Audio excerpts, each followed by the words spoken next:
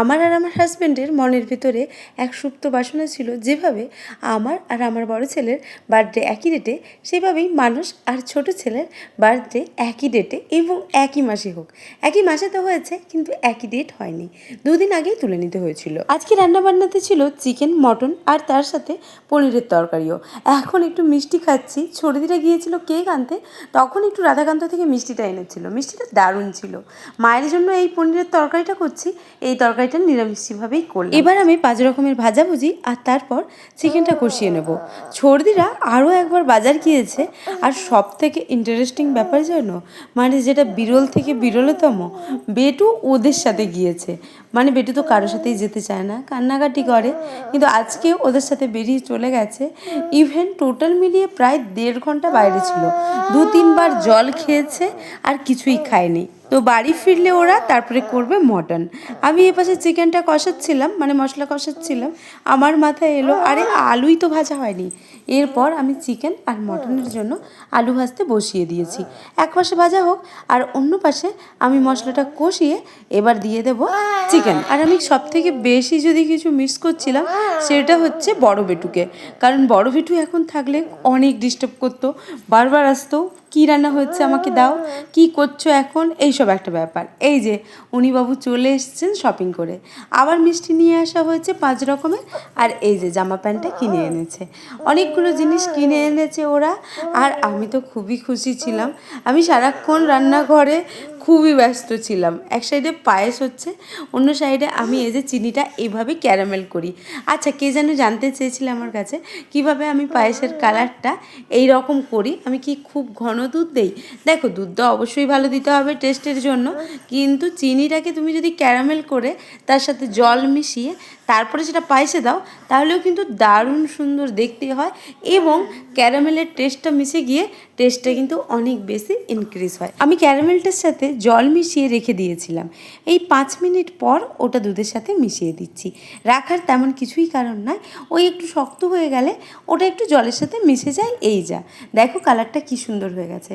সবাই বলে না, দেখাতে কিছু নয়, দেখাতে অনেক কিছু ভ্যারি করে। খাবার টেস্ট তো থাকতেই হবে, তার সাথে দেখাটাও অনেক গুরুত্বপূর্ণ একটা পার্ট। এদিকে ছর্দি ওর বাবার প্যান্টটা এইভাবে ওকে পরিয়ে দিয়েছিল, আর ও সেটা পরে হাঁটছে, এত ফানি লাগছিল ব্যাপারটা। যাই হোক, এবার মটন রান্না শুরু হয়ে গেছে। চন্দনদা বললো, দে ফোনটা, আমি ভিডিও করে এনে দিচ্ছি। এদিকে চন্দনদাই ভিডিও করছে আর রান্নাটাও চন্দনদাই করছে। সত্যি কালারটাই একদম আলাদা রকমের এনেছে। কিভাবে কি করেছে আমি জানি না, তবে তোমরা যদি বলো একবার চন্দনদার রান্না, কিন্তু আমি তোমাদেরকে দেখাবো। চন্দনদার রান্না কিন্তু অসাধারণ করে। মটনটা রেডি হয়ে গেছে, আর এই দেখো, এটা হচ্ছে ফিনিশিং লুক। কি দারুণ লাগছে না? আমি এখন মানুষের জন্য খাবারটা তুলে নিচ্ছিলাম। আমি সেভাবে মটনের পিস সম্বন্ধে বুঝি না, তবে এটা আগের দিকে আসতে আমি এটাই তুলে নিলাম। এরপর ডেকোরেশনের পালা। যদি একটু সাজিয়ে গুছিয়ে না দিই তাহলে কি জমে বলো?